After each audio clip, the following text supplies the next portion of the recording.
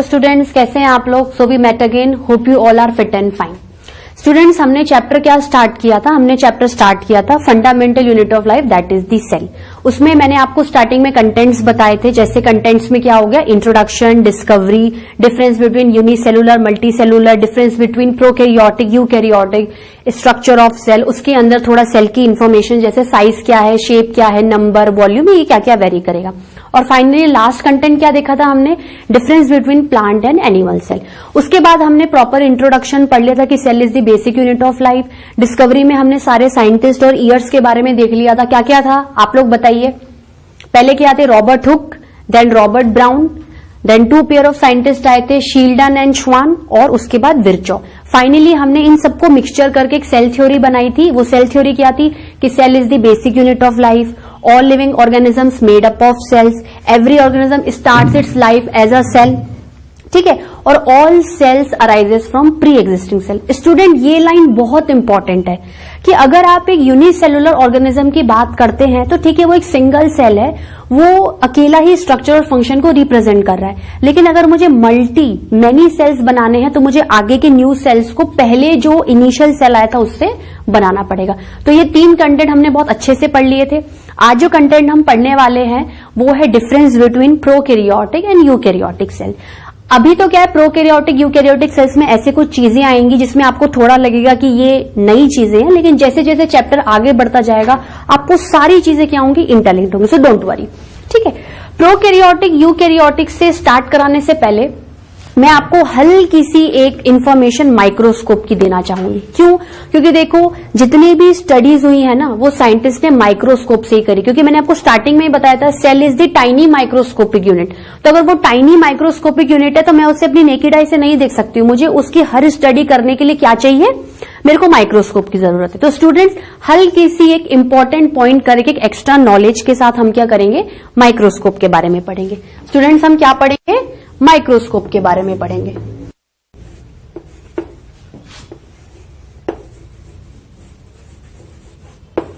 Students, क्या पढ़ेंगे आज हम? माइक्रोस्कोप के बारे में पढ़ेंगे। What do you mean by microscope? हम माइक्रोस्कोप के कह सकते हैं कि हमने एक टाइनी चीज उठाई, उसको हमने देखा। भाई माइक्रोस्कोप क्या है? एक मैकेनिकल डिवाइस है। मैकेनिकल डिवाइस में क्या है? मैंने उस टाइनी चीज को नीचे रख के देखा और वो क्या हो गई? इतनी मैग्नीफाई हो गई कि अब मेरे को थ्रू माइक्रोस्कोप वो नेकेड आई से क्या है? नजर आ रही है। तो अपन एक सिंपल डेफिनेशन दे सकते हैं माइक्रोस्कोप की कि device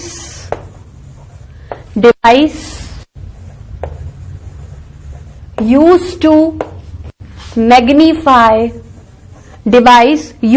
magnify the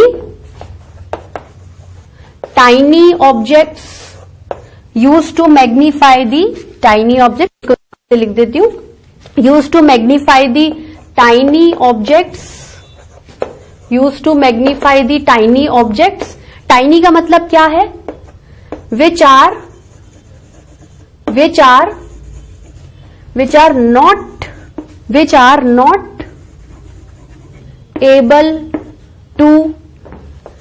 not able to seen by my naked eyes। मैं अपनी खुली आंखों से उसको नहीं देख सकती हूं। not able to seen by my किससे? naked eyes से।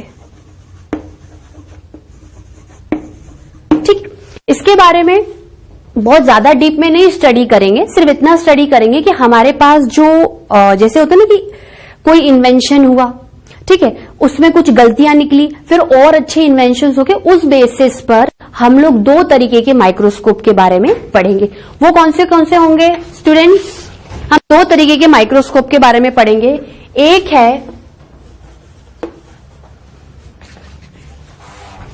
एक माइक्रोस्कोप का नाम है स्टूडेंट लाइट माइक्रोस्कोप। क्या नाम है? Light microscope. आप उसको कंपाउंड माइक्रोस्कोप भी कह सकते हैं, ठीक है। और दूसरा क्या है? पहला माइक्रोस्कोप का नाम मैंने क्या बताया? लाइट माइक्रोस्कोप या कंपाउंड माइक्रोस्कोप। और फिर धीरे धीरे और इन्वेंशंस हुए तो लाइट माइक्रोस्कोप का और मॉडिफाइड वर्जन आ गया और लेटेस्ट और बहुत अच्छा वर्जन आ गया। वो क्या था? Electron microscope. मैंने क्या बोला? इसमें बहुत ज्यादा डीप में नहीं जाना है, तो 2 माइक्रोस्कोप को हम लोग कंपैरिजन वाइज स्टडी करेंगे तो आपको समझ में भी आ जाएगा, ठीक है। पहला क्या है? लाइट, और मैं दूसरा नाम क्या बताया था, कंपाउंड माइक्रोस्कोप।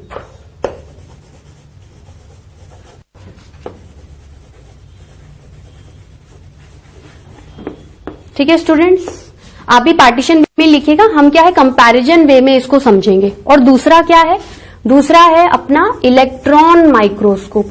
स्टूडेंट्स काफी हद तक आपको चीजें ना नाम से ही समझ में आ रही होंगी, मैं आपको इस माइक्रोस्कोप में क्या समझाना चाह रही हूं। हम इसको अंडरलाइन करेंगे अच्छे से।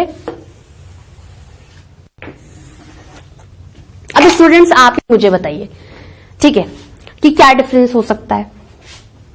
लाइट नाम से समझ में आ रहा होगा कि देखो दोनों माइक्रोस्कोप में मेरे को किसी ऑब्जेक्ट की स्टडी करनी पड़ेगी, और वो ऑब्जेक्ट कैसा होगा, बहुत इतना छोटा है कि आपको नेकेड आई से नजर ही नहीं आ रहा है।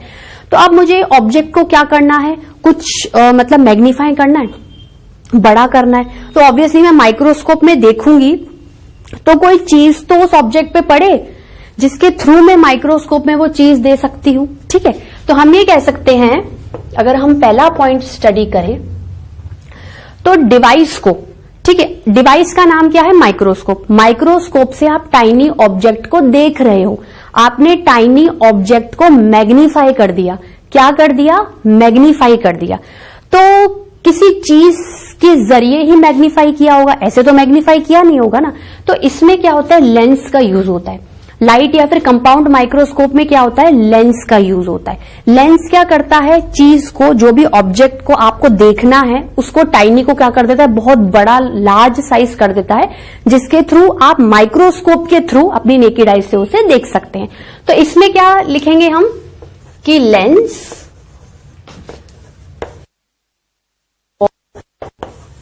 Lens used for magnification. Magnification मतलब छोटी चीज है उसको बड़ा करके देखना है, जिससे कि स्टडी क्या हो जाए, और अच्छी हो जाए, और अच्छे से हमें बात समझ में आए। इसमें लेंस का यूज कर रहे हैं स्टूडेंट्स, किसका यूज कर रहे हैं, लेंस का यूज कर रहे हैं। और हम इसमें क्या यूज करेंगे, इलेक्ट्रॉन। इलेक्ट्रॉन का मतलब कुछ, अगर थोड़ा सा फिजिक्स के बैकग्राउंड में जाके देखें तो इलेक्ट्रॉन रिपल्जन हो रहा है, अट्रैक्शन हो रहा है। ठीक है, तो इतना डीप में नहीं जाना, इसमें फिजिक्स नहीं पढ़नी अपन को। अगर आप इसके कंट्रास्ट में समझें तो इसमें लेंस, किसी, जैसे आपने लेंस देखा होगा, आप खुद ही वो बड़ा सा लेंस कभी बचपन में खेलते होंगे, जैसे आपने पेपर भी जलाया होगा कि आपने सनलाइट में रखा और पेपर जल गया। ठीक है, तो वो लेंस क्या है, उससे आपको छोटी चीज क्या और ये बड़ी नजर आ रही, और वही का वही लेंस क्या है, जब इसमें यूज करते हैं और एक मशीन सामने आती है तो हम उसको क्या बोलते हैं, लाइट या फिर कंपाउंड माइक्रोस्कोप। ठीक है, तो इसमें लेंस यूज करते हैं। अब इलेक्ट्रॉन माइक्रोस्कोप क्या है, देखो लाइट और कंपाउंड माइक्रोस्कोप क्या है, बहुत ही इनिशियली आया। उस माइक्रोस्कोप को जब बनाया था तो बहुत सारी गलतियां थी। क्या गलतियां थी, कि हर चीज प्रॉपरली मैग्नीफाई नहीं दिख रही थी। हो सकता है किसी ऑर्गेनिज्म की स्टडी करी, वो तो दिख गया, और दूसरा ऑर्गेनिज्म उठाया, वो इतना क्लियर नहीं दिख रहा। मतलब आप जो देखना चाह रहे हो, आप जो समझना चाह रहे हो और सामने वाले को समझाना चाह रहे हो, वो दिखा ही नहीं। तो इलेक्ट्रॉन माइक्रोस्कोप क्या है, थोड़ा मॉडिफाइड इन्वेंशन हो गया, सुधरा हुआ इन्वेंशन हो गया। ठीक है, इसमें एक नया पॉइंट पढ़ेंगे इसके कंपैरिजन से पहले। इसकी डिस्कवरी किसने की थी, डिस्कवर्ड बाय। अब डिस्कवरी आ गई, डेट मीन्स ले देके मैं आपको साइंटिस्ट की स्टडी के बारे में बताऊंगी। किसने डिस्कवरी की थी, दो साइंटिस्ट थे, नॉल एंड रुस्का। दो पेयर ऑफ साइंटिस्ट थे, क्या नाम था, नॉल एंड रुस्का। अब मैं साइंटिस्ट को याद करूंगी तो मैं उनके ईयर्स को भी याद करूंगी। जैसे कि मैंने डिस्कवरी ऑफ सेल में याद किया था, knoll and रुस्का in 1939, Robert Hooke 1665, Robert brown 1833, Schleiden श्वान, बताओ आप लोग बताओ 1833 के बाद किस पे था, 1839, विर्चो 1855। फिर साइंटिस्ट को लगा नहीं, मुझे और अच्छे से सेल की स्टडी करनी है, finally light and finally compound. See the year 1939 में इतने अच्छे माइक्रोस्कोप का क्या हो गया, इन्वेंशन हो गया। तो कहीं ना कहीं अब आपको समझ में आ गया होगा कि मैं सेल की अगर बेटर स्ट्रक्चर को मुझे पढ़ना है, मुझे समझना है, तो मैं किसको उठाऊंगी, इलेक्ट्रॉन माइक्रोस्कोप को उठाऊंगी स्टूडेंट्स। ठीक है, इसमें क्या है, इसमें लेंस यूज हो रहा है मैग्निफिकेशन के लिए, इसमें इलेक्ट्रोमैग्नेट्स क्या हो रहे हैं students, electromagnets for magnification. Electromagnets for magnification. ठीक है, अब आपके दिमाग में बात आएगी कि मैम लेंस तो उठा लिया, ठीक है, आप कंसीडर करो कि माइक्रोस्कोप है, ये लेंस है, मेरा हाथ एक लेंस है और मेरे को क्या है, ये चौक को देखना है। ठीक है, अब क्या करूंगी, ये डिवाइस है माइक्रोस्कोप, मैं इसको अपनी आंखों से देख रही हूं, मैं लेंस में देख रही हूं, मान लो लाइट या कंपाउंड माइक्रोस्कोप, ये लेंस लगा हुआ है, आपने लेंस देखा। अब आप बोलोगे मैम कैसे देखूं, सिर्फ लेंस से कैसे देखूं, लेंस पे क्या गिराऊं कि मुझे दिख जाए, लेंस पे मैं ऐसा क्या गिराऊं जो मुझे दिख जाए, लाइट गिराऊंगी ना, लाइट गिराऊंगी लेंस पे, लेंस के थ्रू वो रिफ्लेक्शन के थ्रू जाएगी और ऑब्जेक्ट को क्या कर देगी, मैग्नीफाई कर देगी। तो लेंस तो क्या है, माइक्रोस्कोप के डिवाइस का एक पार्ट है जिससे आप छोटी चीज को मैग्नीफाई करके बड़ा पढ़ रहे हो, लेकिन आपको सोर्स क्या चाहिए। अब मैं एक टर्म बोल सकती हूँ फिजिक्स का, इल्यूमिनेशन। इल्यूमिनेशन मतलब लाइट का सोर्स है, लाइट क्या करेगी, लेंस पे पड़ेगी और लेंस के थ्रू ऑब्जेक्ट को क्या कर देगी, मैग्नीफाई कर देगी। तो lens use for magnification, so second point we can write for illumination. Illumination मतलब थोड़ी ब्राइटनेस देना, ठीक है, होप की एक किरण देना। जब आप बहुत ज्यादा डिप्रेशन में, निराशा में चले जाते हो, अगर आपको कोई हल्की सी भी होप दे देता है कि नहीं ये हो जाएगा, तो आप क्या करते हो, आगे बढ़ जाते हो, उस चीज में क्या करते हो, आगे बढ़ने की कोशिश करते हो। उसी तरीके से इसका इल्यूमिनेशन का सोर्स क्या होगा, इसका इल्यूमिनेशन का सोर्स क्या होगा, लाइट। और जनरली हमारे पास नेचर में सबसे अच्छी लाइट कौन सी है, सनलाइट। ठीक है, ट्यूबलाइट की लाइट, बल्ब की लाइट तो बात की बात है, लेकिन अगर हमें नेचर से बढ़िया सी रोशनी तो हम क्या करेंगे, सनलाइट। ठीक है,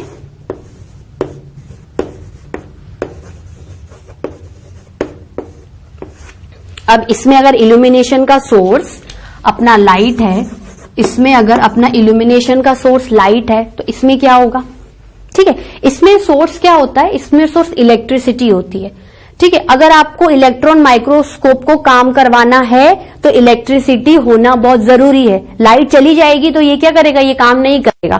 ठीक है, ये काम नहीं करेगा। ठीक है, तो इसमें इल्यूमिनेशन का सोर्स क्या होगा स्टूडेंट्स, इसमें इल्यूमिनेशन का सोर्स एक तरीके से कहें, अगर बहुत सिंपल तरीके से बात करें, अगर आप इलेक्ट्रिसिटी की हाई फाई पॉइंट पे नहीं जाने जाते, why I involve physics with the biology, तो आप क्या बोल सकते हो, सिंपल से आप इलेक्ट्रॉन का नाम लिख दो।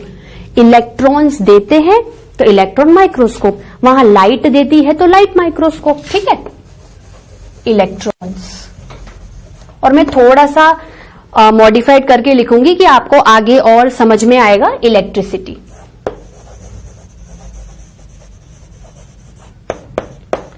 Clear students. ठीक है, ये मैंने आपको थोड़ा एक्स्ट्रा नॉलेज में दिया है कि देखिए पूछते हैं एग्जाम्स में, थोड़ा सा अदर देन नॉलेज जरूरी भी है कि क्या डिवाइस है, device use to magnify the tiny object which are not able to seen by my naked eyes. Underline it, naked. Naked का मतलब मुझे खुली आंखों से नहीं दिख रहा, मुझे किसी की हेल्प की जरूरत है। कौन हेल्प करेगा, microscope. There are two types of microscope, light और इलेक्ट्रॉन। इतना नोट करिए स्टूडेंट्स, हमने क्या क्या पढ़ लिया था, हमने माइक्रोस्कोप के बारे में पढ़ लिया था। अब हम देखो, माइक्रोस्कोप की तो क्या थी, मैंने आपको एक एक्स्ट्रा नॉलेज दी थी। अगर आप माइक्रोस्कोप के बाद दूसरा कंटेंट उठाएं तो क्या होगा स्टूडेंट्स, आप लोग ही बताओ। मैंने आपको सारे कंटेंट्स फर्स्ट लेक्चर में बता दिए थे, मैं आपको बताऊंगी difference between prokaryotic and eukaryotic cells. बहुत इंपॉर्टेंट टॉपिक है, आगे भी जो चैप्टर्स कराऊंगी उससे क्या हो जाएगा, थोड़ा इंटरलिंक्ड हो जाएगा। ठीक है, चलो स्टार्ट करते हैं।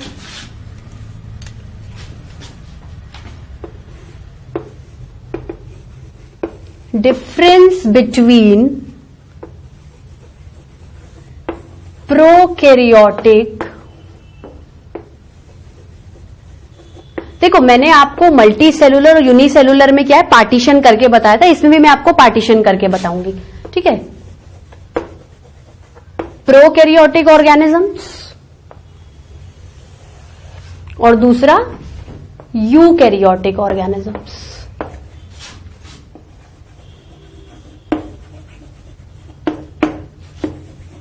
Eukaryotic organisms.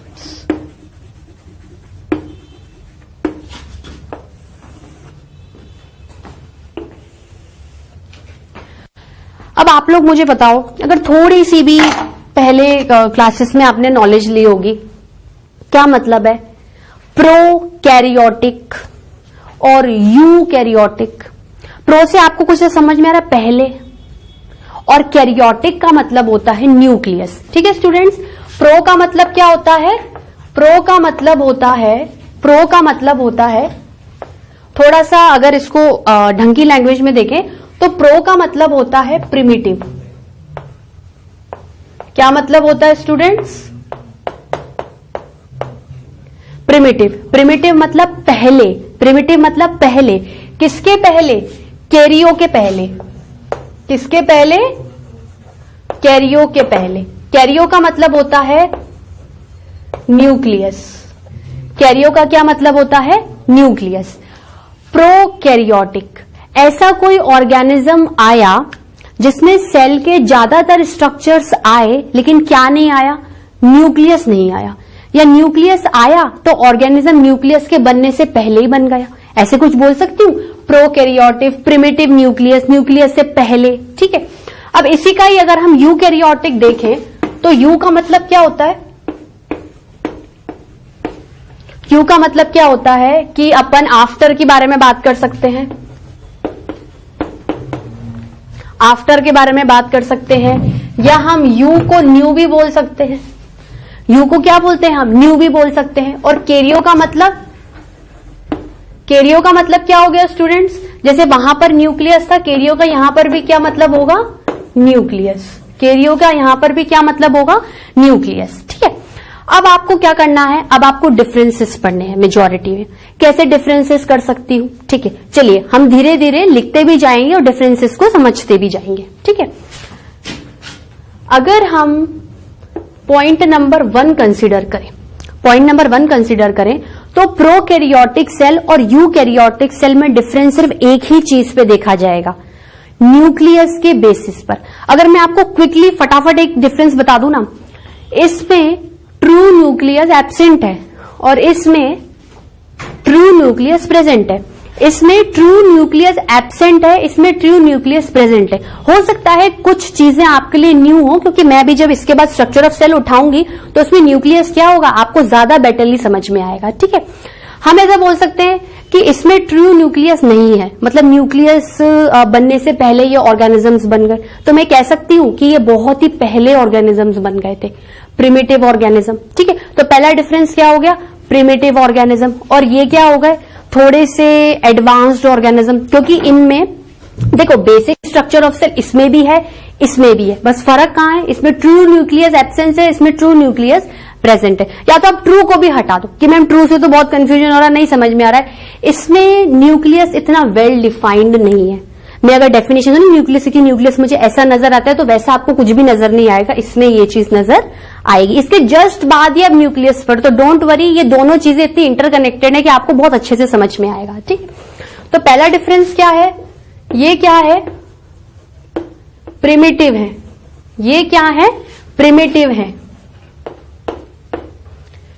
प्रिमिटिव है, पहले है, न्यूक्लियस नहीं बन पाया ठीक से, तो कह सकती हूं ये इनकम्प्लीट भी है, प्रॉपरली कंप्लीट नहीं हो पाए। ठीक है, और अब जब न्यूक्लियस नहीं है तो ऑर्गेनाइजेशन भी क्या हो गया? थोड़ा सा सिंपल हो गया। ठीक है, तो प्रिमिटिव, इनकम्प्लीट और सिंपल। स्टूडेंट्स, हम कंपैरिजन में बताऊं क्यों पढ़ते हैं, जैसे कि हमें बहुत इजी वे में बात समझ में। अब इसी का जस्ट अपोजिट कर दो, आप एक चीज याद कर लो, दूसरी चीज ऑटोमेटिकली आपके दिमाग में आ जाएगी। पहला डिफरेंस क्या हो जाएगा? वो प्रिमिटिव है, तो ये क्या हो गया? थोड़ा सा एडवांस्ड हो गया। मैम एडवांस चीज तो सबको अच्छी लगती है, ऑब्वियसली एडवांस चीज, न्यूली चीज तो सबको अच्छी लगेगी। वो इनकम्प्लीट है तो ये कंप्लीट हो गया, वो इनकम्प्लीट है तो ये कंप्लीट हो गया, वो सिंपल है तो ये कॉम्प्लेक्स हो गया। ठीक है, इसका जस्ट अपोजिट ही तो चलना है, वो सिंपल है तो ये कॉम्प्लेक्स हो गया। ठीक है, देखो ये तो क्या था? दोनों के डिफरेंस का इंट्रोडक्शन था। अगर मैं प्रॉपरली आपको समझाऊं तो मैं ऐसा कहूंगी कि देखो ये सेकंड पॉइंट अगर हम स्टार्ट करें इसमें ट्रू न्यूक्लियस एब्सेंट है, इसमें ट्रू न्यूक्लियस प्रेजेंट है। अब आप थोड़ा सा ना न्यूक्लियस का इंट्रोडक्शन समझो। देखो, ये मान लो कि आपका सेल है, ठीक है, consider it as a cell. ये सेल भाई, सेल की कोई सी भी शेप हो सकती है, आगे मैं आपको बताऊंगी। ये सेल की क्या है, एक सेल है। सेल के बिल्कुल बीचों बीच, ठीक है ना, बिल्कुल बीचों बीच तो नहीं, कैसे थोड़ा आगे पीछे, मतलब टूवर्ड्स द सेल या towards the centre of the cell एक pin point like structure present होता है। मतलब ये आपका सेल है, टूवर्ड्स दी सेल एक pin point like structure present होता है। आप इसको बोलते हो ये न्यूक्लियस है। आप इसको क्या बोलते हो, ये न्यूक्लियस है। बच्चों बिल्कुल टेंशन मत लो, न्यूक्लियस जस्ट आने वाला है, आप जस्ट क्या करना, सिर्फ कोरिलेट कर लेना बात को। अभी आप इस बात को समझो, सेंटर में क्या है, न्यूक्लियस है, ठीक है। अब न्यूक्लियस क्या है, एक ऑर्गेनाइजेशन है, बहुत सारे कंपोनेंट से मिलकर एक न्यूक्लियस का क्या होता है, जन्म होता है, ठीक है। अगर मैं इसको आपको बताऊं, कैसे समझाऊंगी मैं इसको, देखो इसको थोड़ा सा बाहर लेके समझेंगे। ये आपका न्यूक्लियस है, ठीक है। अब न्यूक्लियस क्या होता है,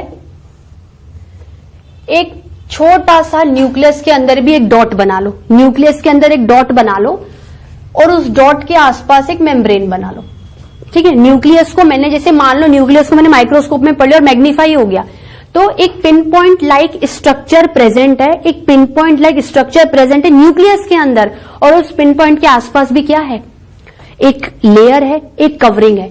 तो इस बीचों बीच वाले को क्या बोलूंगी, इस बीचों बीच वाले को बोलूंगी न्यूक्लियोइड। क्या बोलूंगी स्टूडेंट्स, न्यूक्लियोइड। बिल्कुल बीचों बीच, भाई जैसे अपन ने न्यूक्लियस को कंसीडर किया, न्यूक्लियस कैसा दिख रहा है, एक पिन पॉइंट दिख रही है, पिन पॉइंट दिख रही है और उसके आसपास क्या है, एक मेम्ब्रेन की कवरिंग है। तो पिन पॉइंट क्या हो गया, न्यूक्लियोइड, और मेम्ब्रेन की कवरिंग क्या हो गई, nuclear membrane.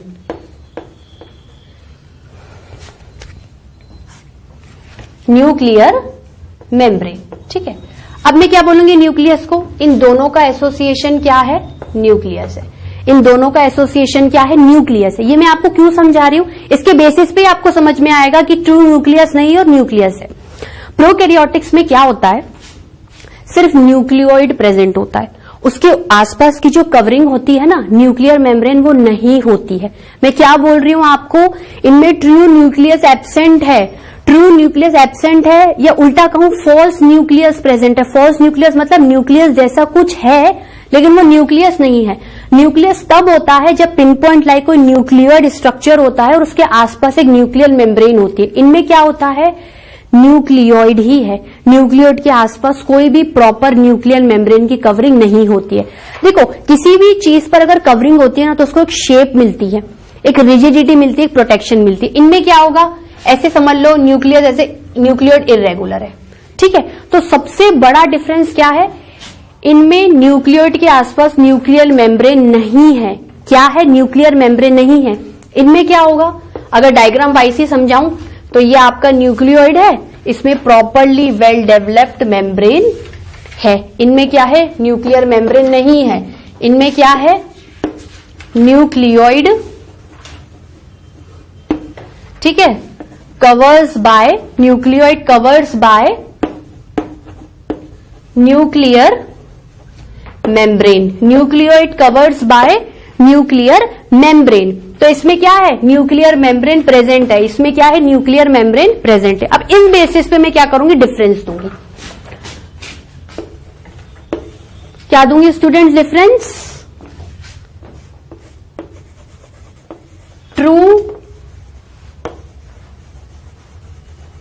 True nucleus absent, इसको थोड़ा सा ढंग से लिख देती हूं मैं आपको।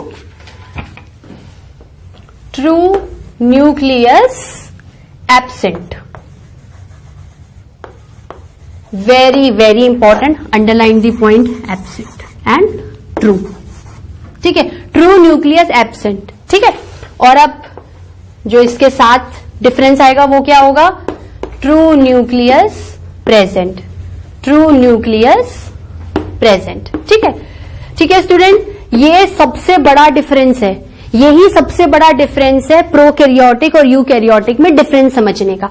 इसमें ट्रू न्यूक्लियस क्या है, प्रेजेंट है, इसमें ट्रू न्यूक्लियस क्या है, प्रेजेंट है।